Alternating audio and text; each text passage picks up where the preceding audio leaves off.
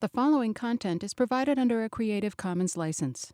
Your support will help MIT OpenCourseWare continue to offer high-quality educational resources for free.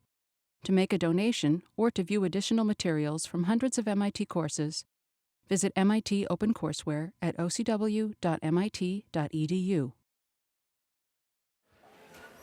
Okay, so we're going to continue to look at stuff in space. So we've been working with triple integrals and seeing how to set them up in all sorts of coordinate systems. And the next topic we'll be looking at are vector fields in space.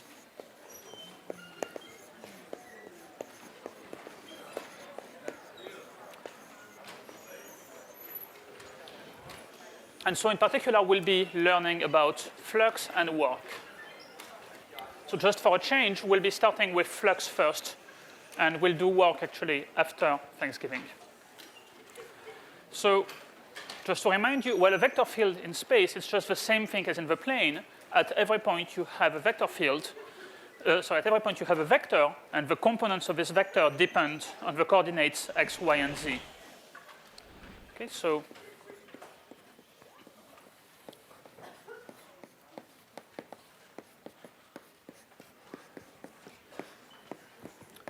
let's say the components might be P, Q, R, or your favorite three letters, where each of these things is a function of the coordinates x, y, z. And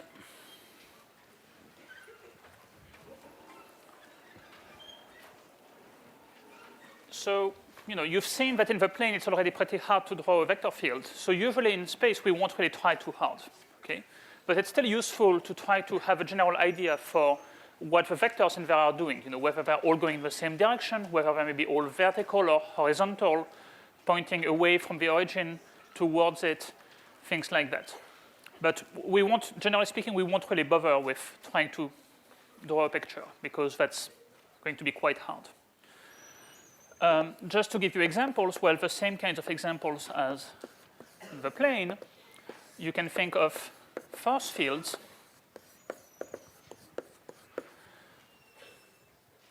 So, for example, the gravitational attraction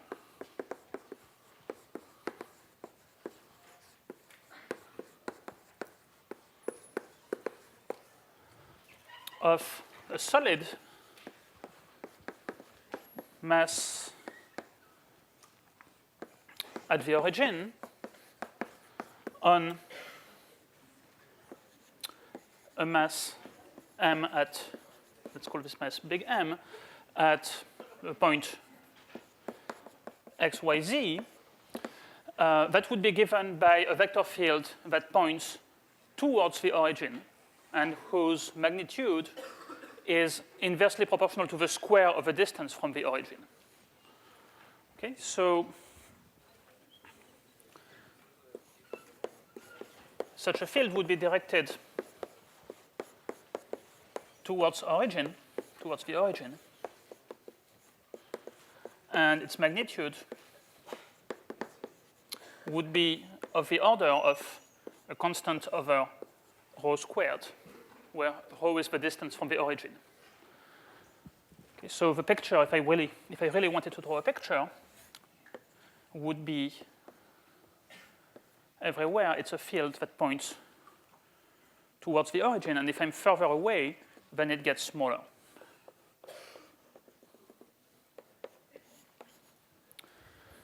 And of course, I'm not going to try to draw all these vectors in there. Okay, so if I wanted to give a formula for that,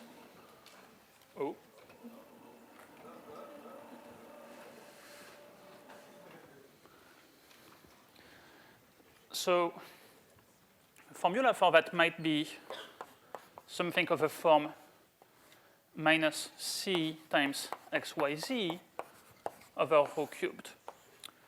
Let's see. Well, the direction of this vector. So this vector is proportional to negative xyz. xyz is the vector that goes from the origin to your point. The negative goes towards the origin. Then the magnitude of this guy, well, magnitude of x, y, z is just distance from the origin. It's rho. So the magnitude of this thing is 1 over rho squared times some constant factor.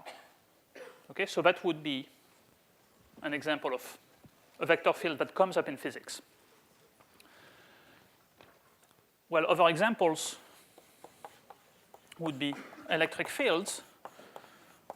Actually, if you look at the electric field generated by a charged particle at the origin, it's given by exactly the same kind of formula. And there's magnetic fields.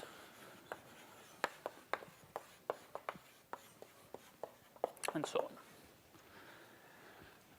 on. Another example comes from velocity fields.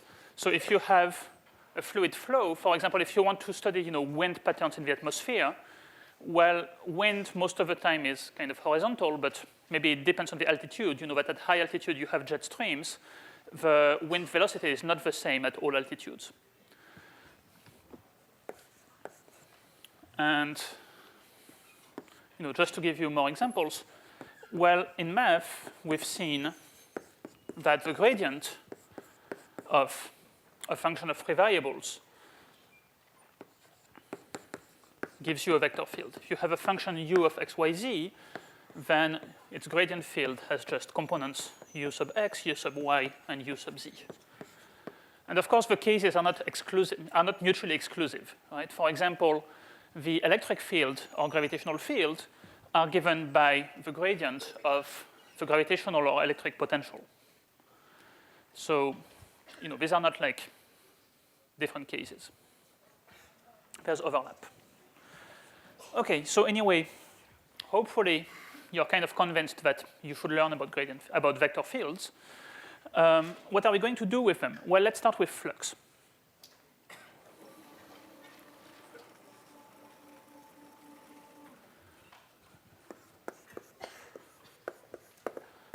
So remember, not so long ago, we've looked at flux of a two-dimensional vector field through a curve. So we had a curve in the plane, and we had a vector field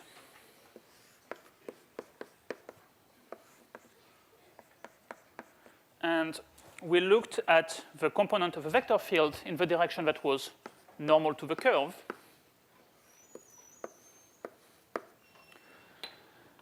So we formed the flux integral that was a line integral f dot n ds, and that measured how much the vector field was going across the curve.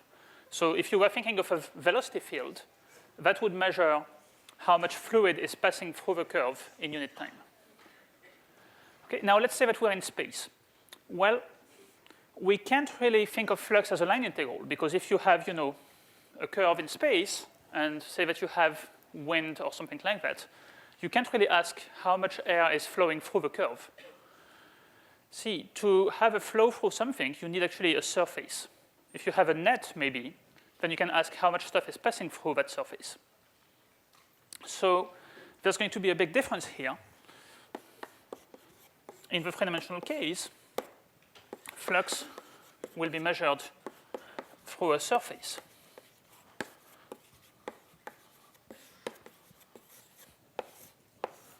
And so it will be actually a surface integral, not a line integral anymore. So that means we'll be integrating, we'll be summing over all the pieces of a surface in space.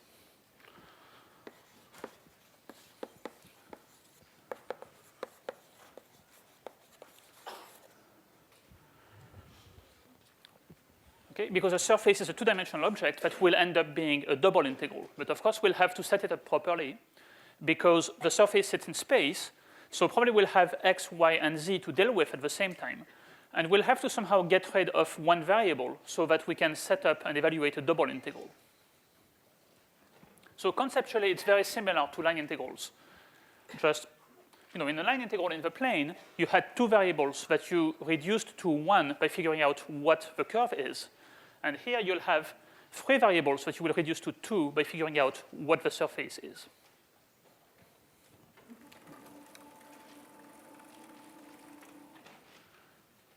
Okay, so let me give you the definition of flux in 3D. So let's say that we have a vector field. And S, a surface in space.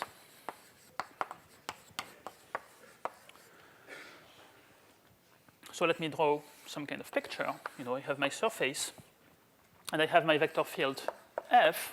Well, at every point, it changes with a point. Well, I want to figure out how much my vector field is going across that surface. So that means, actually, I want to figure out the normal component of my vector field. Okay, so I will use, as in the plane case, the unit normal vector to S.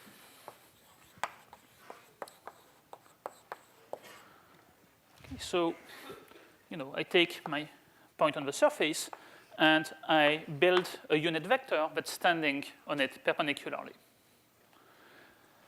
Now, well, we have to decide, actually, which way it's standing.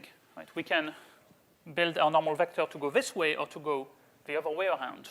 There's two choices. Basically, whenever you want to set up a flux integral, you have to decide, you have to choose one side of the surface. And you will count positively what flows towards that side, negatively what flows towards the other side. So there's two choices for n. We need to choose a side of the surface.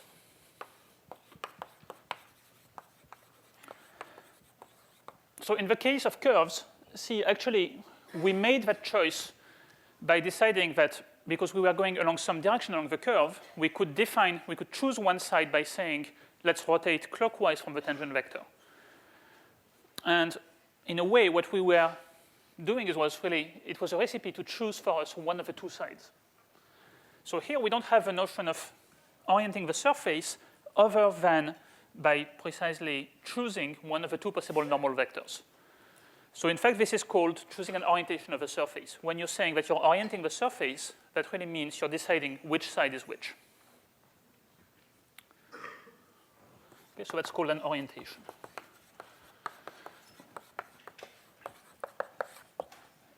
Now, there's no set convention that will work forever, but the usual traditional settings would be to take your normal vector pointing maybe out of a solid region, because then you'll be looking at flux that's coming out of that region of space. Or if you have a surface that's not like closed or anything, but maybe you will want the flux going up through the region. Or there's various conventions. So, concretely on problems, it will either say which choice you have to make, or you get to choose which one you want to make. And of course, if you choose the other one, then the sign becomes the opposite. So now, once we've made a choice, then we can define the flux integral. It will just be the double integral over the surface of f dot n ds. So now I'm using a big ds that stands for the surface area element on this surface. I'm using ds rather than dA because I still want to think of dA as maybe the area in one of the coordinate planes, like the one we had in double integrals. You'll see later where this comes in.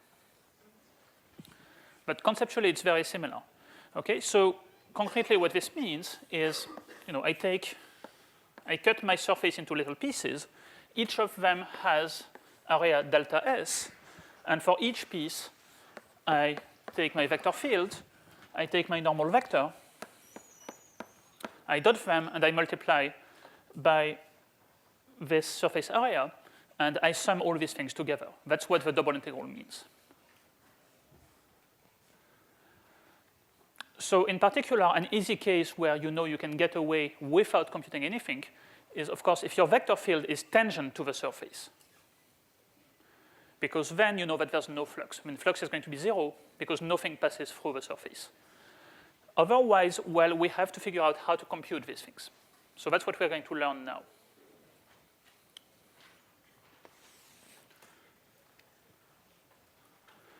Well, maybe I should box this formula. I've noticed that some of you seem to like it when I box the important formula. So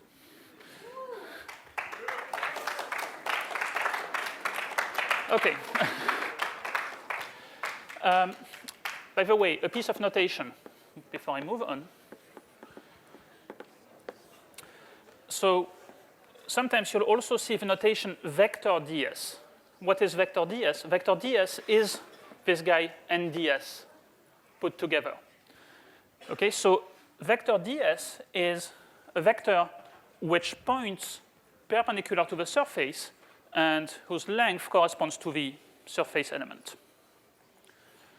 And the reason for having this shortcut notation, well, it's not only laziness, like saving one n, but it's because this guy is very often easier to compute than it is to set up n and ds separately. Actually, if you remember in the plane, we've seen that vector n little ds can be written directly as dy comma negative dx. That was easier than finding n and ds separately. And here the same is going to be true in many cases.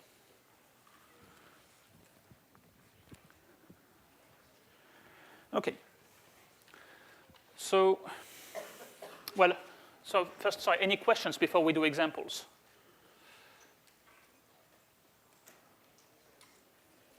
No? OK, let's do examples.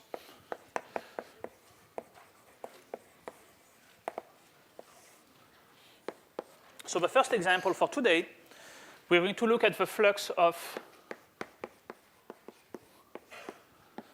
the vector field xi plus yj plus zk through the sphere of radius a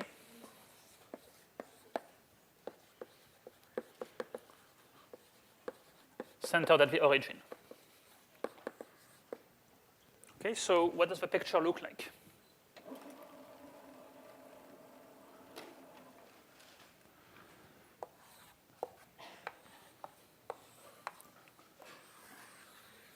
Have a sphere of radius a. I have my vector field. Well, x, comma y, comma z, see, that's a vector field that's equal to the vector from the origin to the point where I am. So it's pointing radially away from the origin. Okay. So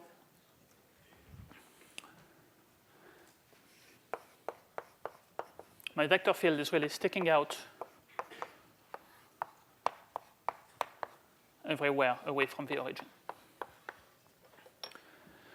Now I have to find the normal vector to the sphere if I want to set up double integral over the sphere of f dot vector ds, or if you want, f dot n ds. So what does the normal vector to the sphere look like? Well, depends, of course, whether I choose it pointing out or in. Let's say I'm choosing it pointing out, then it will be sticking straight out of the sphere as well. So hopefully you can see that if I take the normal vector to the sphere, it's actually pointing radially out away from the origin.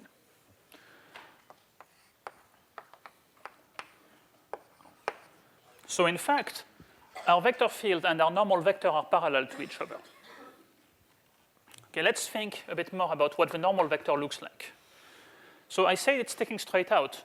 It's proportional to this vector field. So maybe I should start by writing x, y, z, because that's the vector that goes from the origin to my point. So it points radially away from the origin. Now there's a small problem with that. It's not a unit vector. So what is its length? Well, its length is square root of x squared plus y squared plus z squared. But if I'm on the sphere, then that length is just equal to a, because distance from the origin is a. So in fact, I get my normal vector by scaling this guy down by a factor of a. Okay? And let me write down, just in case you're still unsure, this is unit because square root of x squared plus y squared plus z squared is equal to a on the sphere. Okay. Any questions about this? No? Looks okay? I see a lot of blank faces. That physics test must have been hard. Yes? I could have put rho, but I want to emphasize the fact that here it's going to be a constant. See, I mean, rho has this connotation of being a variable that I will need to then maybe integrate over or do something with. And yes, it would be correct to put rho, but I really want to put, then later I will want to replace it by its actual value, which is a number, then the number is a. It's not going to actually change from point to point.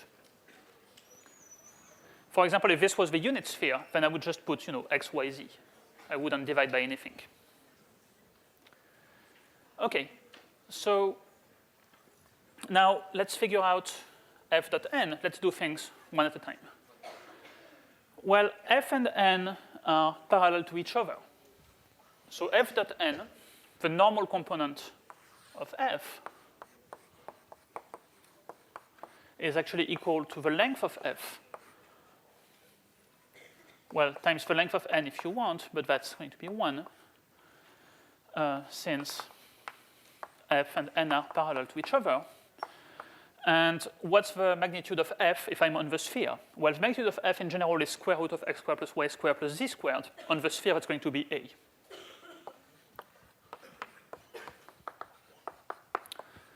Okay, the other way to do it, if you don't want to think geometrically like that, is to just do the dot product x, y, z dotted with x over a, y over a, z over a. You will get x squared plus y squared plus z squared divided by a. That will simplify to a, because we're on the sphere.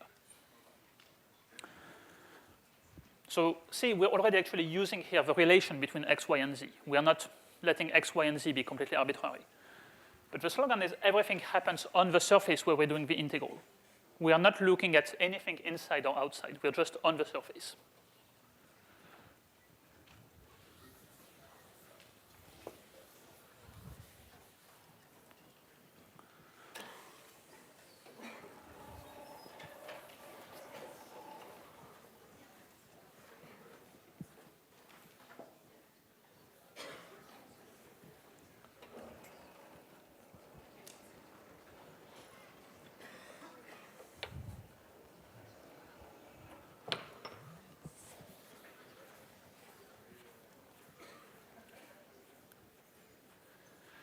So now, what do I do with that? Well,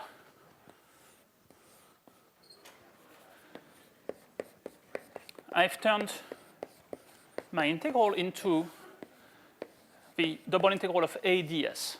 And a is just a constant. So I'm very lucky here. I can just say, well, this will be a times the double integral of ds. And of course, someday I'll have to learn how to tackle that beast. But for now, I don't actually need to, because the double integral of ds just means I'm summing the area of each little piece of the sphere. I'm just going to get the total area of the sphere, which I know to be 4 pi a squared. Okay, so this guy here is going to be the area of S. So I know that to be 4 pi a squared. So I will get 4 pi a cubed. Okay, so that one was relatively painless. That was too easy. So let's do a second example with the same sphere, but now my vector field is going to be just z times k. Well, let me give it a different name. Let me call it h instead of f or something like that, just so that it's not called f anymore. Okay, well, the initial part of the setup is still the same. The normal vector is still the same. What changes is, of course, my vector field is no longer sticking straight out, so I can't use this easy geometric argument. It looks like I will have to compute f dot n and then figure out how to integrate that with ds. Okay, so let's do that. So we still have that n is x, y, z divided by a. So that tells us that h dot n will be, well, 0, 0, z dot x, y, z over a. Looks like I will be left with z squared over a.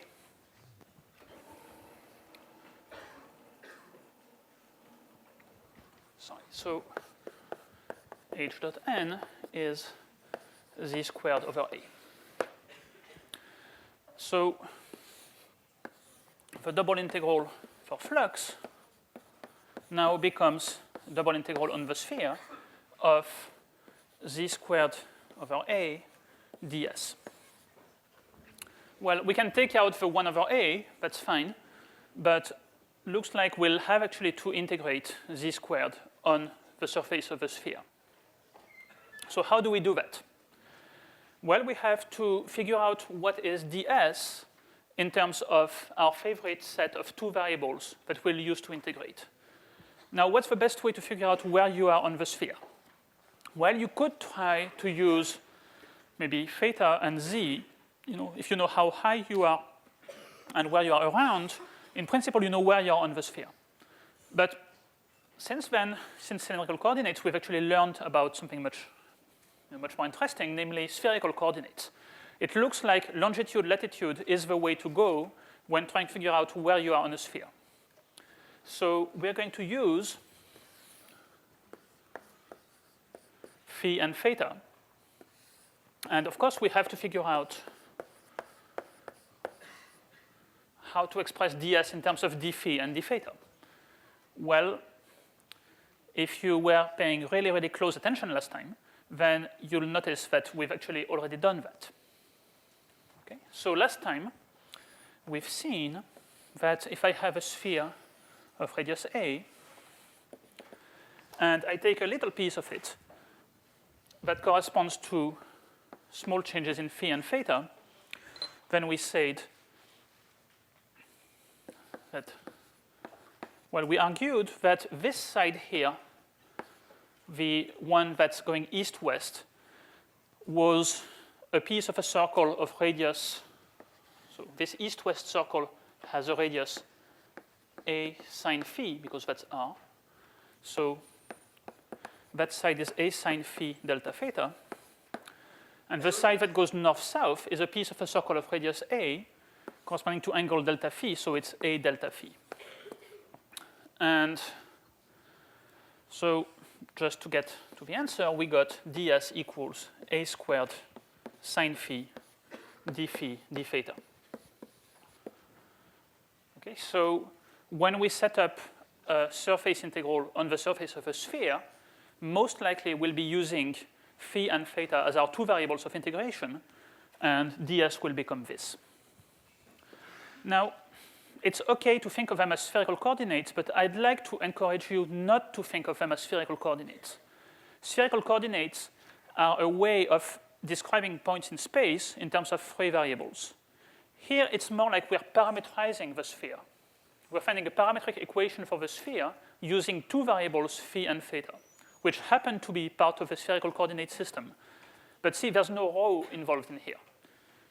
I'm not using any rho ever, and I'm not going to in this calculation. I have two variables, phi and theta. That's it.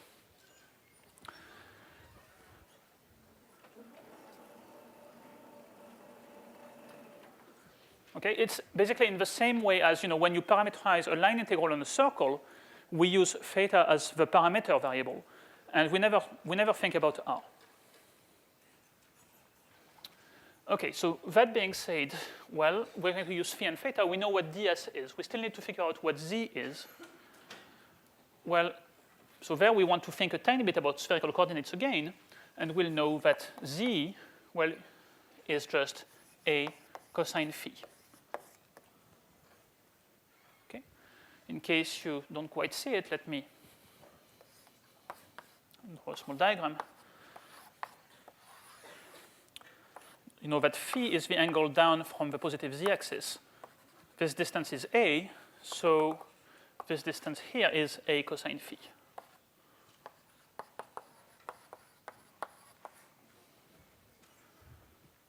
Okay? So now I have everything I need to compute my double integral.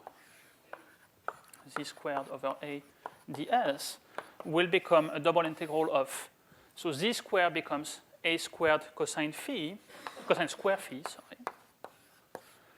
over a, times ds becomes a squared sine phi d phi d theta. Now I need to set up bounds. Well, what are the bounds? Phi goes all the way from 0 to pi, because we go all the way from the North Pole to the South Pole. And theta goes from 0 to 2 pi. Okay. And of course, I can get rid of some a's in there and take them out. OK. So let's look actually at what number we get. So first of all, we can take out all those a's. We get an a cubed. Okay? Second, so in the inner integral, we are integrating cosine square phi sine phi d phi. I claim that integrates to cosine cubed up to some factor, and that factor should be negative 1/3. Okay? If you look at cosine cube phi and you take its derivative, you'll get that guy with a negative 3 in front between 0 and pi. And while integrating over theta, we'll just multiply things by 2 pi. So let me add a 2 pi in front. Okay, and now if I evaluate this guy between 0 and pi, well, at pi, cosine cube is negative 1. At 0, it's 1. I will get actually 2/3 out of this. So I end up with 4/3 pi a cubed. Okay, sorry, I didn't write very much, but trying to save Blackboard space.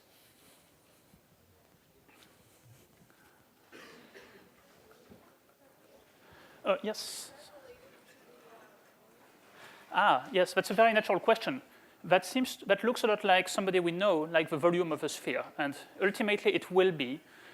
Wait until next class when we talk about the divergence theorem. Okay. So, yeah, I mean, the question was, is this related to the volume of a sphere? And ultimately it is. But for now, it's just, some coincidence. Yes? Is there a way to do it like what we did before, like mdy plus mdx? So the question is there a way to do it mdx plus ndy plus stuff like that? The answer is unfortunately no, because it's not a line integral. It's a surface integral. So we need to have two variables in there. So in a way, you'd end up with things like, some dx, dy's maybe, and so on. I mean, it's not practical to do it directly that way, because you'd have then to compute Jacobians to switch from dx, dy to something else. So we are going to see various ways of computing it. Unfortunately, it's not quite as simple as with line integrals. But it's not much harder. It's the same spirit. We just use two variables, and we set up everything in terms of these two variables. OK. Any other questions? No? OK.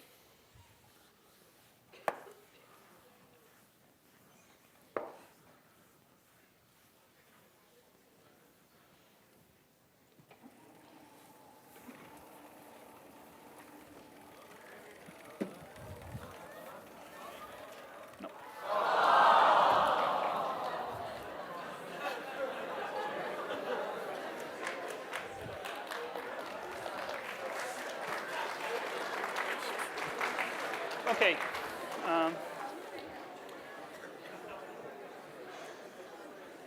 By the way, just some food for thought. No, never mind. Okay. So, conclusion of looking at these two examples is that sometimes we can use geometry. In the first example, we didn't actually have to compute an integral, but most of the time we need to learn how to set up double integrals. So, use geometry, or you need to set up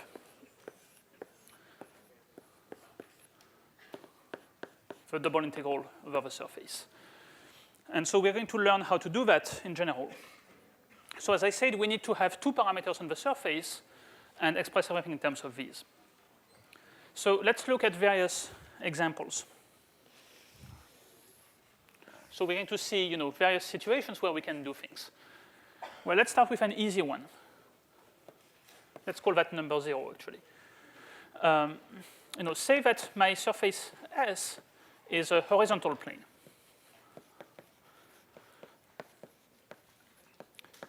So say z equals a. Okay? So when I say a horizontal plane, it doesn't have to be the entire horizontal plane. You know, it could be a small piece of it. It could even be, to trick you, you know, maybe an ellipse in there or a triangle in there or something like that. What you have to recognize is my surface, it's a piece of just a flat plane. So I should not worry too much about what part of the plane it is. Well, it will become important when I set up bounds for integration. But when it comes to looking for the normal vector, I can rest assured that the normal vector to a horizontal plane is just vertical. Okay, so it's going to be either k or negative k, depending on whether I've chosen to orient it pointing up or down. And which one I choose might depend on what I'm going to try to do. Okay, so the normal vector is just sticking straight up or straight down. Now, what about ds? Well, it's going to be just the area element in a horizontal plane.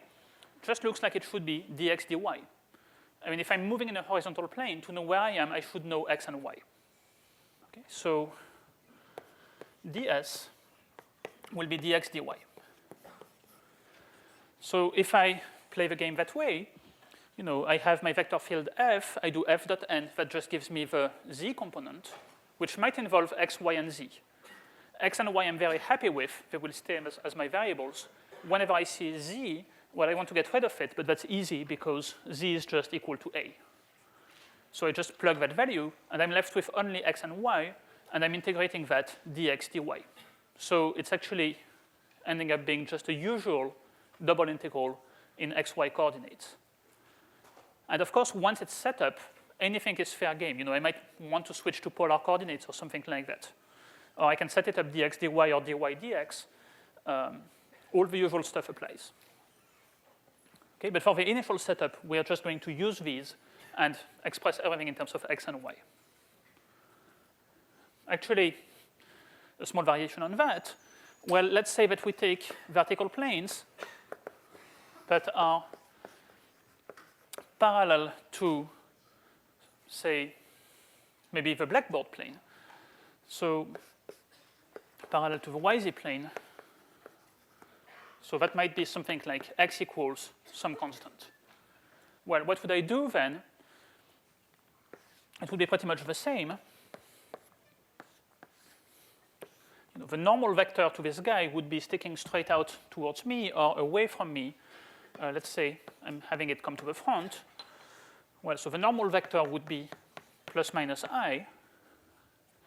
And the variables that I would be using to find out my position on this guy would be y and z. So, and in terms of those, the surface element is just dy dz. Similarly for planes parallel to the xz plane using, well, I mean, I'm sure you can figure that one out. Okay. So, you know, these are somehow the easiest ones, because those we already know how to compute without too much trouble. What if it's a more complicated plane? Well, we'll come back to that next time. Let's explore some other situations first.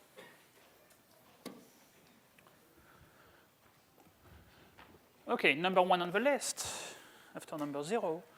Well, let's say that I gave you a sphere of radius a centered at the origin, or maybe just a half of that sphere or some portion of it. Well, we've already seen how to do things. Namely, we'll be saying the normal vector is x, y, z over a. Well, plus or minus, depending on whether we want it pointing in or out.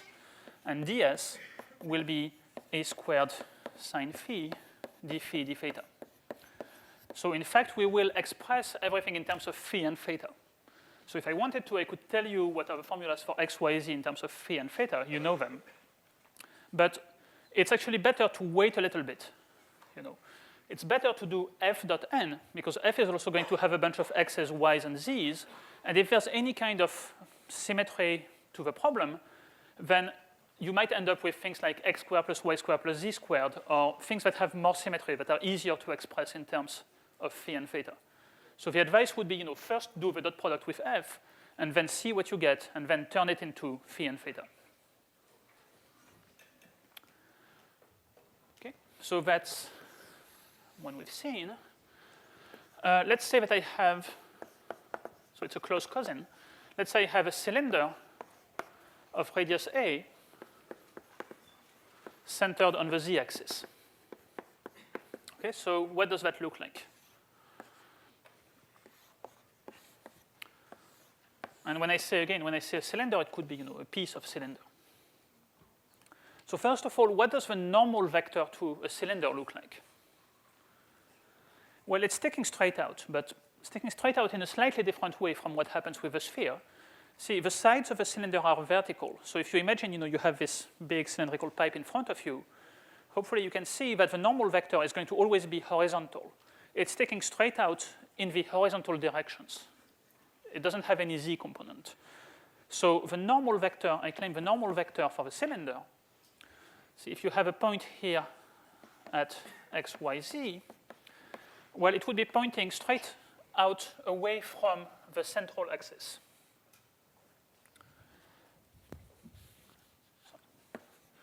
So my normal vector, well, if I'm taking it to point outwards, will be going straight away from the central axis. That means, if I look at it from above, maybe it's easiest if I look at it from above, look at x, y. So then my cylinder looks like a circle, and the normal vector just points straight out. See, it's the same situation as when we had a circle in the 2D case.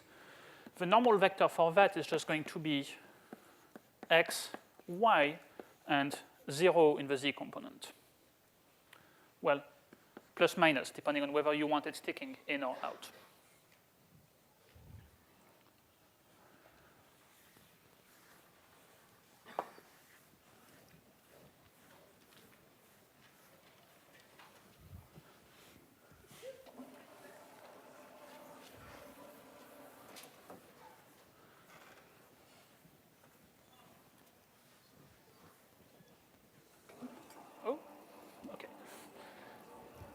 It's fixed. Okay. So we said on our cylinder, normal vector is plus minus x, y, 0 over a. What about the surface element? So before we ask that, actually, maybe we should first figure out what coordinates are we going to use to locate ourselves on a cylinder.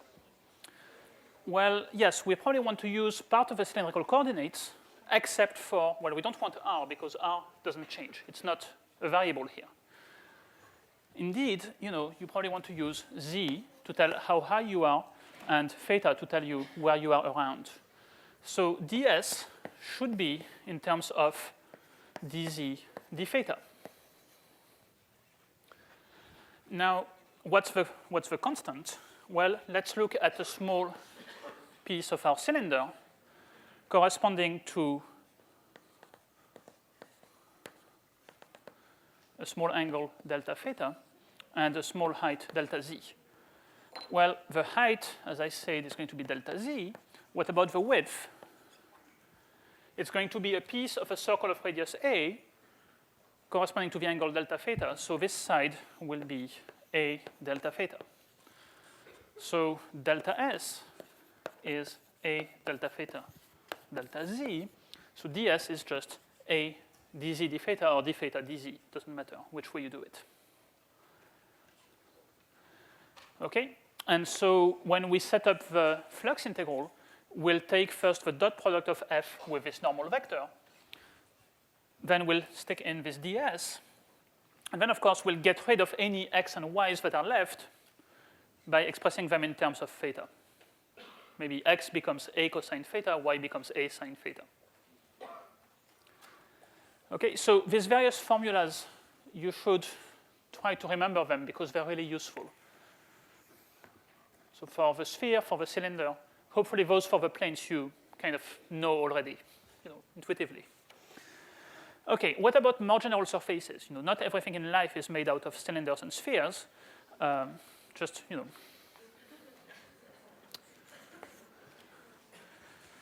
I mean, it's a good try, but so let's look at a more general kind of surface. Let's say I give you the graph of a function z equals f of xy. So this guy is nothing to do with the integrand. It's not what we're integrating. We're just integrating a vector field that has nothing to do with that. This is how I want to describe the surface on which I will be integrating. Okay, so my surface is given by z is a function of xy. Well, I would need to tell you what n is and what ds is. And that's going to be slightly annoying. I mean, actually, I don't want to tell them separately because you'll see they're pretty hard. So instead, I'm going to tell you that in this case, well, let's see, what variables do we want? So I'm going to tell you a formula for n ds. Okay? But so what variables do we want to express this in terms of? Well, most likely x and y, because we know how to express z in terms of x and y. So, you know, this is an invitation to get rid of any z that might be left and set everything up in terms of dx, dy. So the formula that we're going to see, I think we're going to see the details of why it works tomorrow, is that you can take negative partial f partial x, negative partial f partial y, and 1 dx dy. Plus minus, depending on which way you want it to go. So if you really want to know what is ds, well, ds is the magnitude of this vector times dx dy. So see, there will be a square root and some squares and some stuff. What's the normal vector? Well, you take this vector and you scale it down to unit length. Okay, so just to emphasize it, this guy here is not n, and this guy here is not ds. Okay, each of them is more complicated than that, but the combination somehow simplifies nicely. And that's good news for us.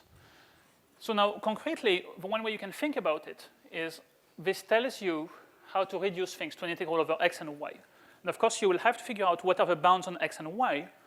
So that means you'll need to know what does the shadow of your surface look like in the xy plane. So then to set up bounds,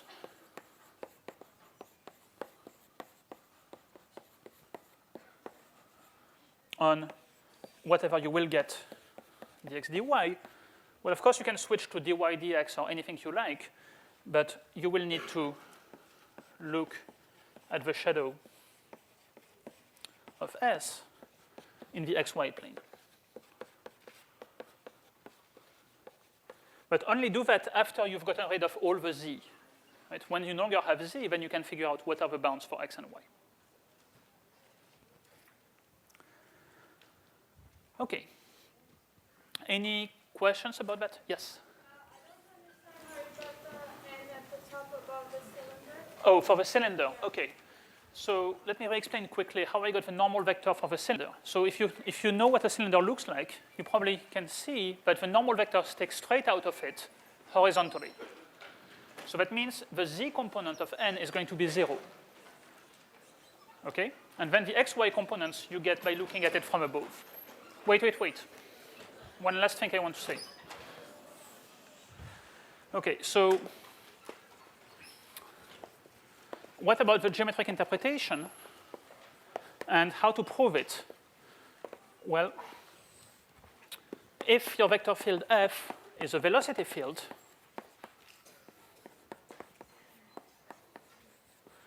then the flux is the amount of matter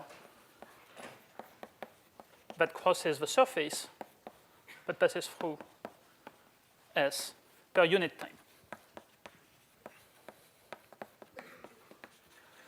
And the way that you would prove it would be similar to the picture that I drew when we did it in the plane. Namely, you would consider a small element of the surface, delta S, and you would try to figure out what's the stuff that flows through it in a second.